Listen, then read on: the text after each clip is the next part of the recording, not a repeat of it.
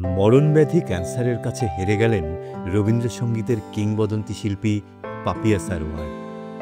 বৃহস্পতিবার সকালেই না ফেরার দেশে চলে গেলেন তিনি। বিগত ৩ বছর ধরে ক্যান্সারের সঙ্গে যুদ্ধ করছিলেন পাপিয়া সারোয়ার। সম্প্রতি অবস্থার অবনতি ঘটলে তাকে ভর্তি করা হয় রাজধানীর একটি বেসরকারি হাসপাতালে। সেখানেই আজ সকাল ৮টায় শেষ নিঃশ্বাস ত্যাগ করেন এই শিল্পী।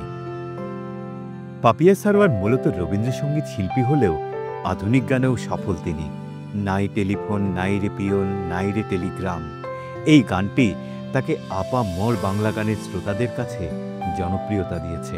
পাপিয়া সারোয়ারের জন্ম বরিশালে। তিনি ঢাকা বিশ্ববিদ্যালয়ের প্রাণীবিজ্ঞান বিভাগের ছাত্রী ছিলেন।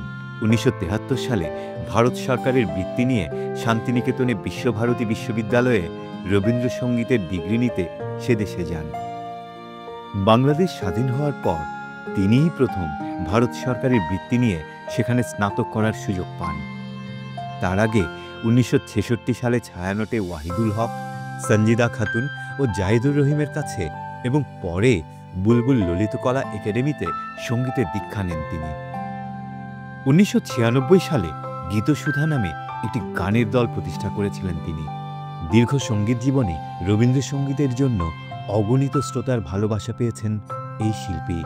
২০১৩ সালে বাংলা একাডেমি থেকে রবীন্দ্র পুরস্কার এবং ২০১৫ সালে বাংলা একাডেমি ফেলোশিপ লাভ করেন তিনি। ২০২১ সালে পেয়েছেন ২১শে পদক। ভক্ত শ্রোতারা যার কণ্ঠে মুগ্ধ হয়ে শুনতেন জীবন মরণের সীমানা ছাড়ায়ে, বন্ধু হে আমার রয়েছ দাঁড়ায়ে, আজ সেই গুণী শিল্পী সকল সীমানা পেরিয়ে এমন এক দেশে যেখান থেকে আর ফেরার সুযোগ নেই।